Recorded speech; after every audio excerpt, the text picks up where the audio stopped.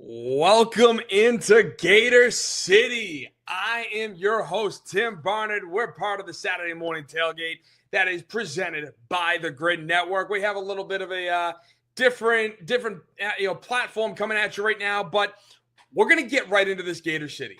So here I am on Black Friday, just relaxing, getting ready to watch Ole Miss, Mississippi State, because, hey, as Gators, kind of got a lot riding on that game, seeing how Lane Kiffin's going to do, seeing how he reacts, seeing what his post-game press conference is going to be like. But then, all of a sudden, everything turned on a dime when it was reported by Zach Albaverde that Florida is no longer in the sweepstakes for Lane Kiffin. So, my question is, who the hell is going to be our next head coach? Because at this point, I don't care where Lane Kiffin goes. This has been an entire cluster, an entire dumpster fire by the University of Florida for how this whole thing got handled. And the person at the head of it is Scott Striklin. Now, I cared because I thought that if he went to LSU, this was going to be an entire disaster for Florida. Disaster. Catastrophic disaster. Because we could have had Lane Kiffin last year before the Texas game and even after the Texas game, but Scott Striklin had to be, no, we're sticking with Billy. And then they rattle off 4 straight to end the year, and then we're on 25, and guess what? We're 3-8. Then we fire Billy Napier, finally, only for LSU a mere 2 weeks later, if not the following week, to fire Brian Kelly. So now LSU's involved. Ole Miss wants to keep their guy. And at this point, I think they're ready to let him go. I think they're like, we're done. But, we could have had Lane Kiffin. And when we fired Billy Napier, it was, hey, Lane Kiffin's a guy. We're going to go all in on Lane Kiffin. Hell, Florida even hired a consulting firm to help us search for the next head coach. Preferably Lane Kiffin. That's the only guy that the boosters, that the fan base, and the former players were behind. And even the current players were behind. That they wanted. That it was like, this is our guy. I made the joke a couple weeks ago saying that Lane Kiffin, the way this whole situation has been playing, and this is, again, 2 weeks ago, the whole way this situation has been playing, it kind of feels like that girl that cheats on her boyfriend with you, and then down the road, you just know that she's going to cheat, and, that's how you two are going to break up, right? That was made as a joke. And now we're sitting here with money pissed down the drain because we hired that consulting firm only to fall back on a G5 coach who is coaching in Louisiana right now. Oh, wait, does that sound familiar? Because it should. It's our last head coach, Billy Napier, Louisiana Lafayette. Now we're all in on John Summerall of Tulane because we decided to pull ourselves out. And the funny thing is, after weeks and weeks and weeks of fighting off the national media, trying to defend my university, our university, over how they portrayed Florida versus LSU, Florida versus Ole Miss, in terms of the position, the desire, what makes the university so great. After weeks of fighting it off, that mainstream media narrative that Florida has always been on Lane Kiffin, that Florida is the better university. This is why. I mean, I had a whole list talking about how an LSU booster robbed from children's hospitals, how they, couldn't, they didn't fire Brian Kelly, or they did fire him, but they say they didn't fire him. Now Kelly's suing them, and then they just finally caved before that could even go to discovery. And the LSU's going to pay the $54 million. Like, just in the governor get involved. Like, LSU is a giant cluster. So here I am fighting that off, saying that Florida has always been on Lane Kiffin. Florida should be on Lane Kiffin. There was a million reasons why Florida should be in on it, not to mention all that nonsense with LSU. But now that it's being reported that it's not, that we're done, because as I mentioned, Zach Alberverdi came out earlier today before the Egg Bowl saying, quote, Kiffin's erratic communication and behavior has led Florida to think he may be more interested in his other options, end quote.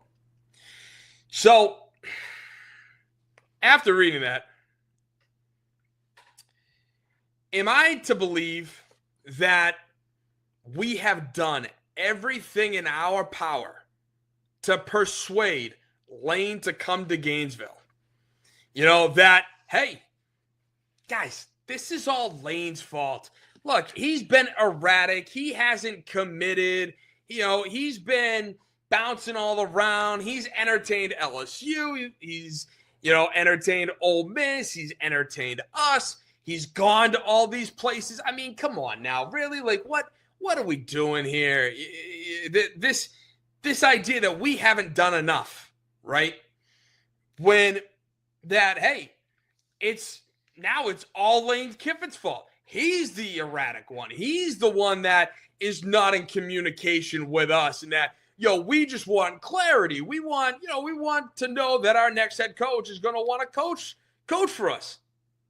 And on the one hand, yeah, I don't disagree. You want your next head coach to want to coach for you and want you to be the final destination, as long as they're winning, right? But the question becomes now, is it really all on Lane? Is Lane to blame for Florida pulling them out? And my answer to that is simple. Of course not. Of course not. This is part of the reason that Florida has been so silent. And I thought that our silence was golden. I thought that, hey, there's no really beat reporters. There's nothing coming out. Okay, yeah, you got the PJ coming from Oxford to Gainesville. You got the Kiffin's touring, checking it out. But that's it. That's all you hear. The only thing that we really heard was that John Summerall was coming in for an interview, and then he backs out. And he's like, no. So I was thinking that, hey, we're being silent. That's a good thing. That's what we want. And at the end of the day, my conclusion after reading the Zach Alberverdi article was the simple fact that Mr. Mediocrity himself, Scott Striklin, did not want Lane Kiffin ever. E-V-E-R. Ever. He never wanted him. Never. And it's pretty evident to me when you read between the lines. But then after hearing all the reports and stuff coming out that, hey, you got these people on Twitter, some are saying they're boosters, and, some are alleging that Florida and some of the other boosters Florida gave Kiffin a deadline before the Egg Bowl. So the fact that he didn't meet the deadline prior to the Egg Bowl, which the deadline was prior to the Egg Bowl, they decided to pull themselves out of the race. knowing full well that he still could have picked them tomorrow or today, mind you. And so the fact that Striklin didn't want Lane Kiffin makes all the sense in the world, because now Striklin is officially letting the beat reporters in on all the information, but framing it to make himself look like the good guy. Hello? He's an egotistical narcissist. It's the same word, but I don't care. Because at the end of the day, I don't think Florida was ever going to meet the needs and the standards that Lane Kiffin wanted. I think what Lane Kiffin wanted, in my opinion, was probably reasonable. But at the end of the day, Striklin was never going to meet it. Was never. Because he is so full of himself. He is just like all the other money-grubbing athletic directors, all the other money-grubbing business people out there that want to piss on the little guy and get as much money as humanly possible and eliminate the true fan base of the Florida Gators, which is, not for nothing, the middle class, the lower and middle class people. The upper middle class, yeah, you got true fans. Those guys are boosters. Great. But the people who live and breathe Florida Gator football, that have nothing else but Florida Gator football. And the funny thing is, I look at this and I think to myself, so I'm reading this article and I'm like, why here? Why now? Why is this coming out? And why is it being framed this way? And then once I started asking those questions, the answer came almost right away, which was, as I mentioned, that Striklin never wanted him. And the reason why I say that is because I have seen this tactic used time and time again with my Boston sports teams that reading between the lines is second nature to me, where I'm looking at this going, no. You're not going to pull a fast one on me by saying, oh, it's Lane Kiffin. It's Lane Kiffin's erratic communication and behavior that led us to pull out of the Lane Kiffin sweepstakes. No. We got to make sure we're protecting ourselves in case that tomorrow comes and Lane doesn't pick us. Oh my gosh, the world is going to end. It's not that like Lane Kiffin's first date with his wife was in Gainesville. It's not like his idol growing up was Steve frickin' Spurrier when his father was Monty Kiffin. Everything was pointing in the direction of Gainesville, of the University of Florida.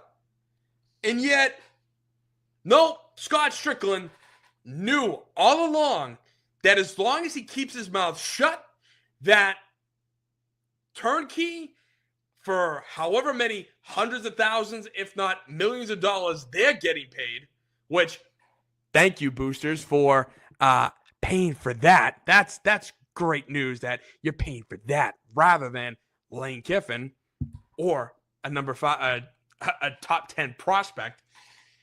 That at the end of the day, Scott Striklin never wanted Lane Kiffin because he knew he couldn't control Lane Kiffin.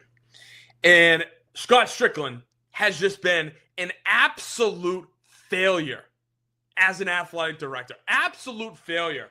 And if you'll indulge me a little bit, let's go down memory lane, shall we? Where we get to see some of the fun activities that Scott Striklin has done while at the University of Florida. Starting with the fact that he kicked students out of the student section last year versus number 1 Tennessee in men's basketball, the game that we beat their ass by 30 points, because it was 2 days before classes started, and Striklin thought that 900 out of the normal 1,800 tickets was going to be sufficient for students because everyone was still on break.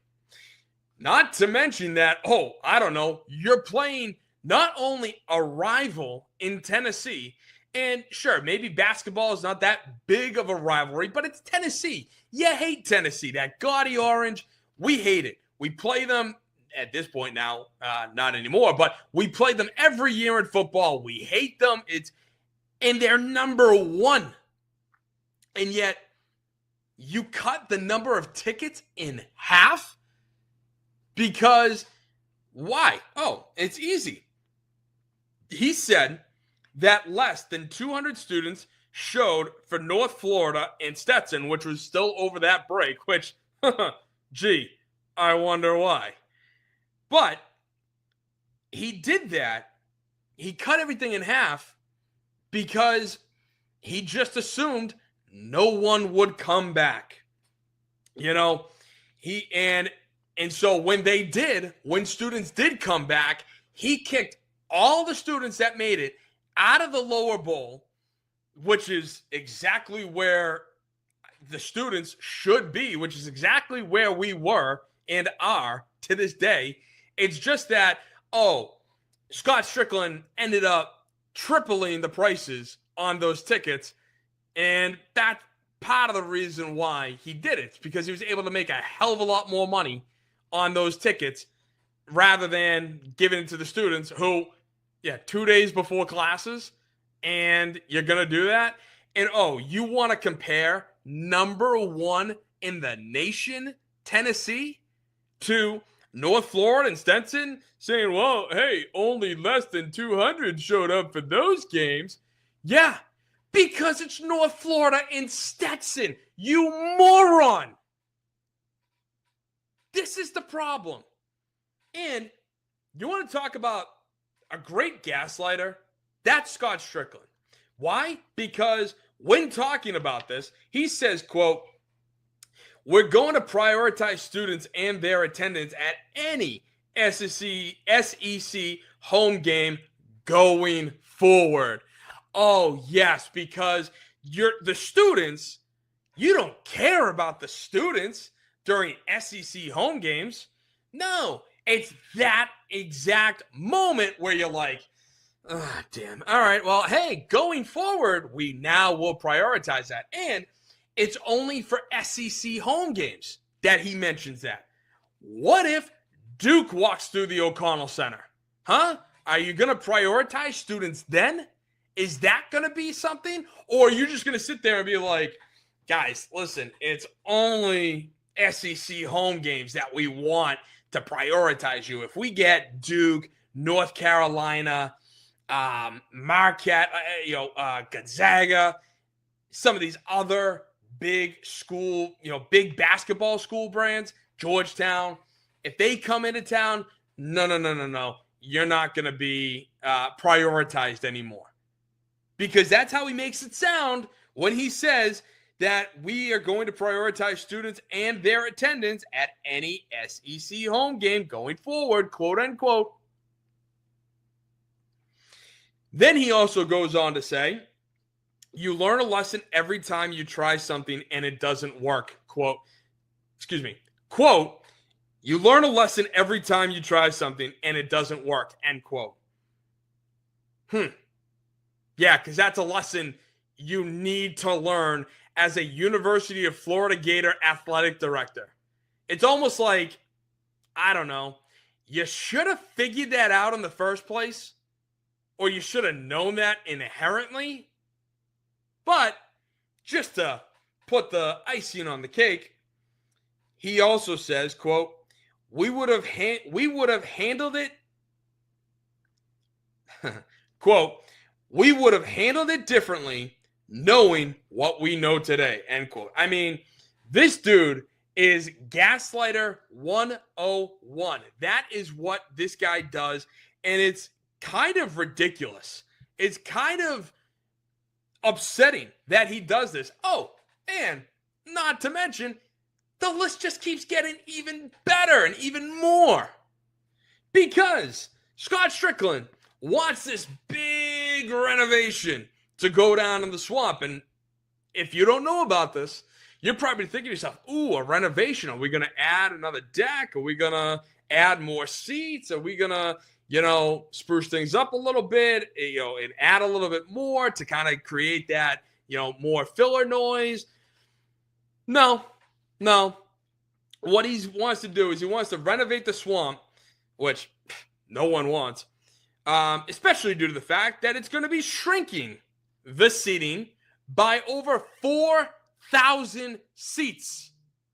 So you're going from a 90,000 seat stadium to 86. I know some people estimated at 88, but still 88, you're going down to 84, if not more, because you want to renovate, you want to eliminate the atmosphere. And now, Tim, you might be saying to yourself, well, Tim, it's only 4,000 seats. It's still 80,000 people. What's the problem? The problem is you're ruining the damn stadium that no one asked for.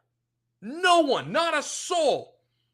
And if you want to say that, hey, we want to try to make the seats better. We want to, put handle rails, down the lower deck there and, make sure that people can get to their seats safely.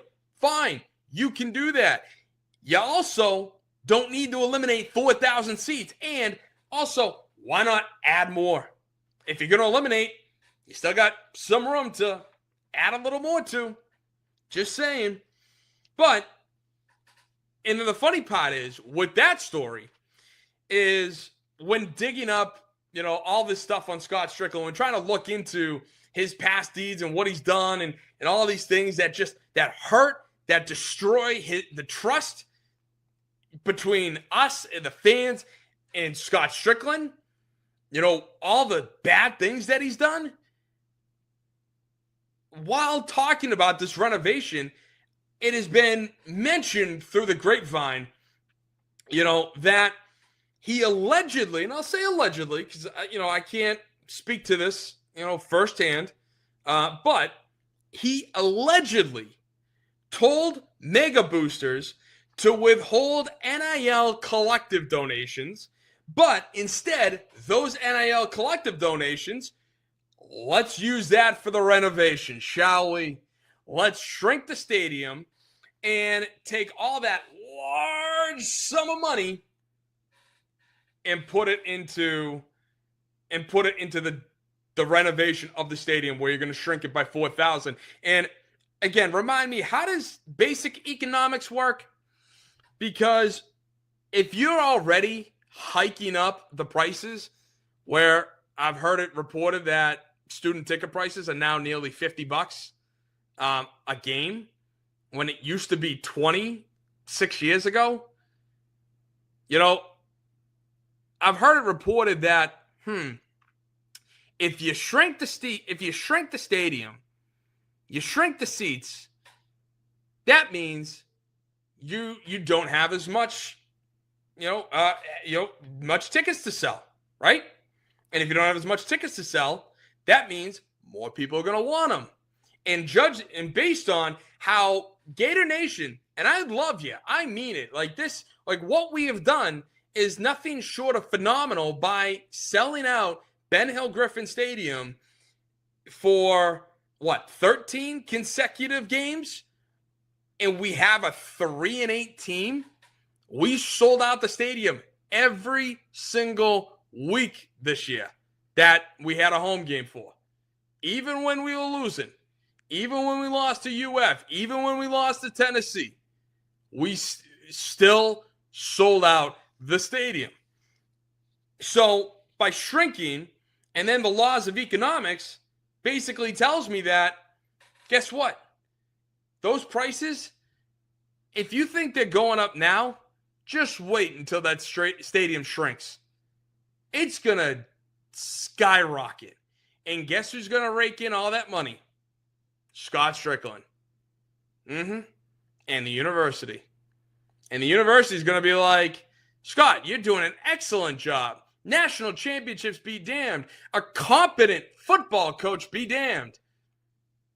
A good football team that is competing for national championships year after year getting top 5 recruiting classes year after year, that is excelling at the transfer portal, excelling at coaching these guys, and making them first-round picks in the NFL. We don't care about that. We're not a football school. We're a money school. We're all about how can you make more money while screwing over the little guy, while screwing over the fans, while screwing over the program.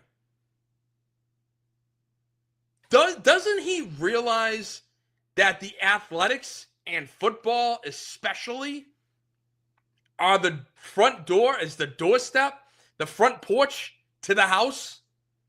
Why do you think we're a top 5 university or a top 10 public university? Why do you think that?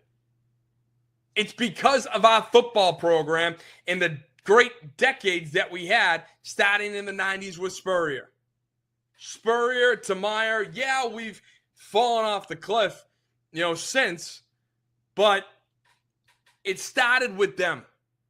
And people like myself, Boston guy, born and bred, wanted to go to Florida because I watched Chris Leak win the national championship. I watched Tim Tebow win the Heisman the next year. I watched Tim Tebow win the national championship after losing to Ole Miss and making the speech.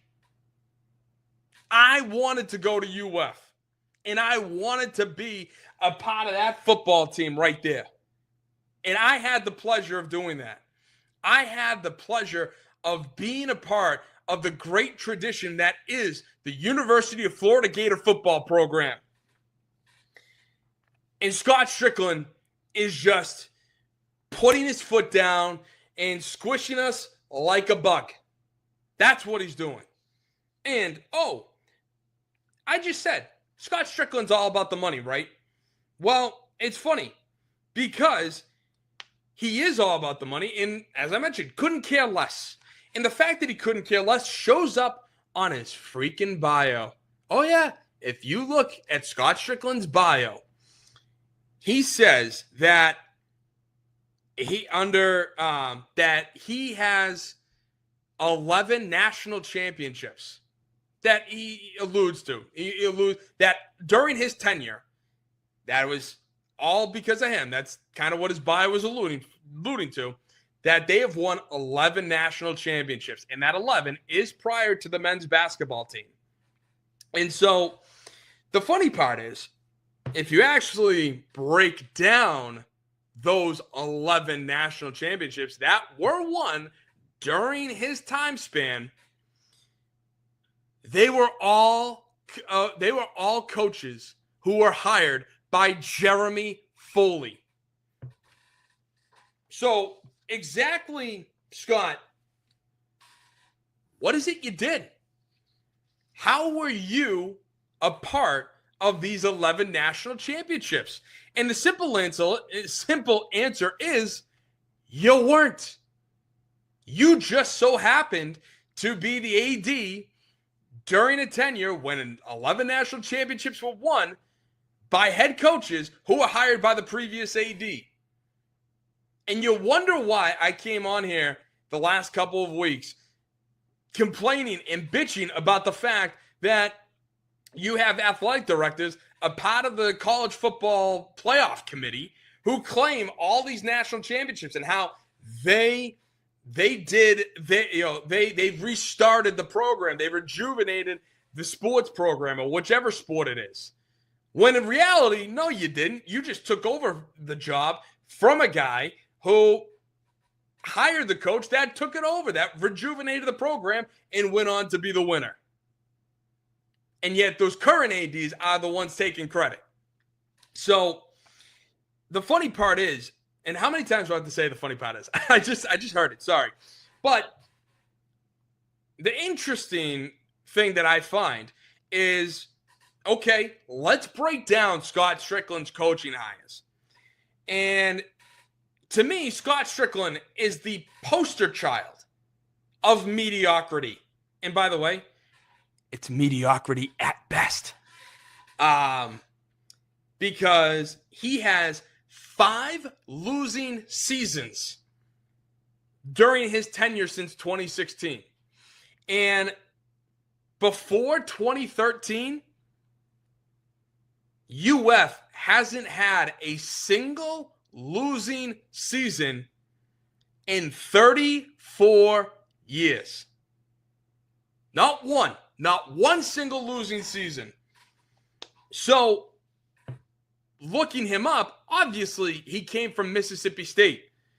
Their most recent national championship was in 2021 with the baseball team winning. And guess what? Scott Striklin didn't even hire the manager. He wasn't the one that hired him. It was the new AD that brought this guy in, and they went all the way to win the Natty. So what has Scott Striklin done, even at Mississippi State? Nothing. You come from a university, a program that is known for mediocrity, that is known for losing, that will never win, ever. Ever. So, looking at the coaches that he has brought in to UF, let's see. You have, and before I get into that, I do just want to say, I am leaving Mullen off because you could argue he was a package deal with Striklin when they came over from Mississippi State, and that, not for nothing, I am more concerned at his hiring practices and the guys and girls that he's gone off and hired that he hasn't had personal relationships with. So that's why I'm leaving Dan Mullen off this list, FYI. But to go into that, you have Cam Neubauer, who against SEC competition was 15-47, a 24.2% success rate, win percentage against the SEC. I don't know, your conference in women's basketball. And, oh, guess what? Not for nothing, Cam Neubauer was fired for physical and verbal abuse of players and staff. One of his players went to the WNBA combine, was, entering in the draft and all of that, but she hated it. She couldn't do it anymore because this a-hole ruined everything that she had. Her love of the game, ruined it because he did all this crazy stuff to his team and to the staff. And guess what? Scott Striklin tried to swipe it under the rug until it got brought to light. And then he had to let him go because the funny part is that was Scott Stricklin's first hire, and he was 46-71. Scott Striklin gave him the vote of confidence because he was extended. He got a new contract extension, and then they fired him because they couldn't keep that stuff under the rug anymore. You want to talk about the type of person these people are? Right there. I don't know how, if you get the slightest sniff of what was going on in the women's basketball under him, how you don't investigate it, and then when you do and you find all that stuff out, you swipe it under the rug. I don't know. Have a freaking conscience, man. Once you find that out, you fire his ass and you make sure that he doesn't get paid for anything because he went against the code of conduct of, I don't know, being a coach. So that's his first hire. His second hire, obviously, was Billy Napier in 2021. We all know how that ended. 12-16 versus the SEC, 42.8 win percentage. Then his third hire, was Tony Amato for women's soccer, who was 3-6-1 and fired after 1 year because he was commenting on players' eating habits and body shapes, even knowing about players' eating disorders. And Striklin blamed a, quote, disconnect. So you've hired two guys already who have been fired for abusing, whether physically, psychologically, mentally, spiritually, his players. Nice job. Nice job, AD. Then you got women's basketball.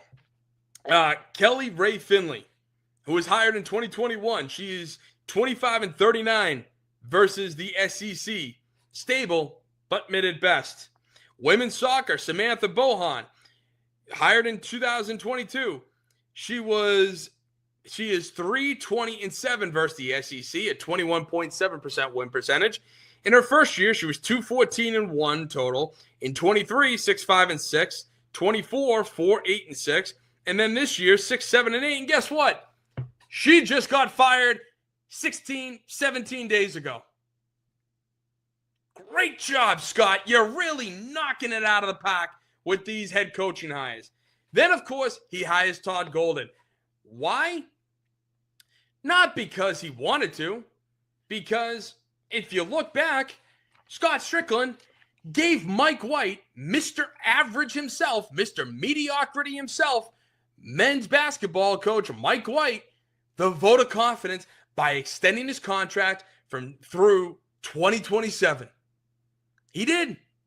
And then, thank you, Georgia. It's the only time I think you'll ever hear me say, thank you, Georgia, because you took Mike White away from us, which I was happy you did then, and now Scott Striklin had to go out and find a guy. And who does he find?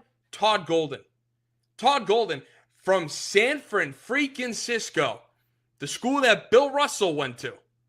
And yet, I honestly couldn't believe they were still around. I was like, I've never heard of them since Bill Russell. I've never heard of them. And he somehow comes in and then wins us an Natty this year, which super pumped about. We're getting off to a kind of a rocky start right now, but we still got a very good team, and Todd Golden's doing the best job. And so far, he's 34-20, a 63% win percentage versus the SEC. Then the last three coaching hires, men's tennis, Adam Steinberg, hired in 23. He's 14-12 versus the SEC. He was 13-12 year one, 15-12 in year two. And oh, by the way, before he was hired, this team won a Natty in 2021. That went on Scott Stricklin's bio there.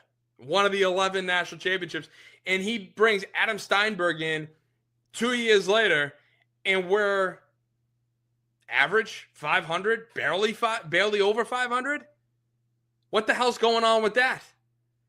Then you got women's tennis. Per Nielsen, hired this year, 4-11 versus the SEC, 9-14 overall this year. Nice job. And then lastly, the volleyball coach, Ryan Thies, hired this year, 15-11 unranked, replacing legendary coach Mary Wise, who was basically in the Final Four or the regionals every single year. For 34 straight years, they made the NCAA tournament, and we went unranked? You have all her players. Pretty much. She just retired. How the hell are you unranked with that team? Like, it's crazy to me.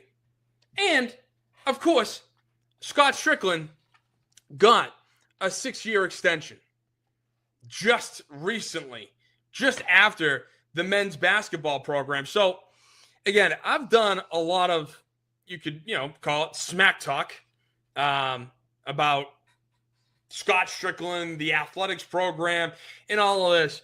And it's funny because if you saw a reel today about my little 3.5-minute rant on my gut reaction, my immediate reaction to the Florida Gators being out on Lane Kiffin, I made a drop that at first just kind of came off the tongue, but now I wholeheartedly believe it, because what I like to do is I don't just like to bitch and complain and go at people. I like to come here with solutions.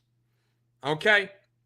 And so my solution is something that I said in that 3-minute reel. If you want someone who understands this program, who is going to bring the winning ways back, bring the national prestige back to Gainesville, I am your man. I am the best for this job. as athletic director. Why? Because Scott Striklin has failed this university. He has failed the athletic administration. And worst of all, he has failed all of you, the fans. He has gaslighted you, forced you into accepting mediocrity, and forced you into failure. Well, you know what I say to that? No more. I'm done. I am here to take our athletic programs back. This is our school. This is our athletics program. Okay? We need someone at the helm who understands if you're not first, you're last. Someone that's not afraid to take chances, not afraid to go all in.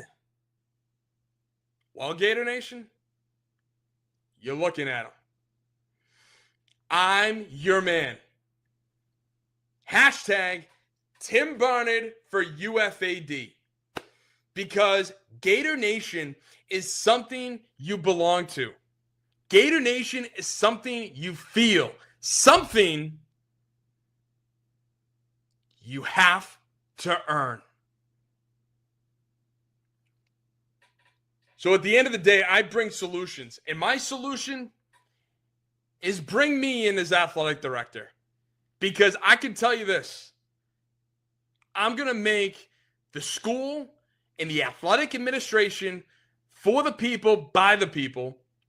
And I'm going to make sure that we get our football team back. I'm going to make sure that we go out and we hire the best guy possible who's going to bring us all the way back to that national prestige.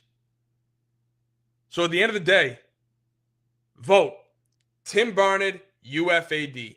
Hashtag Tim Barnard for UFAD. This is Gator City. Appreciate you tuning in. Rivalry weekend.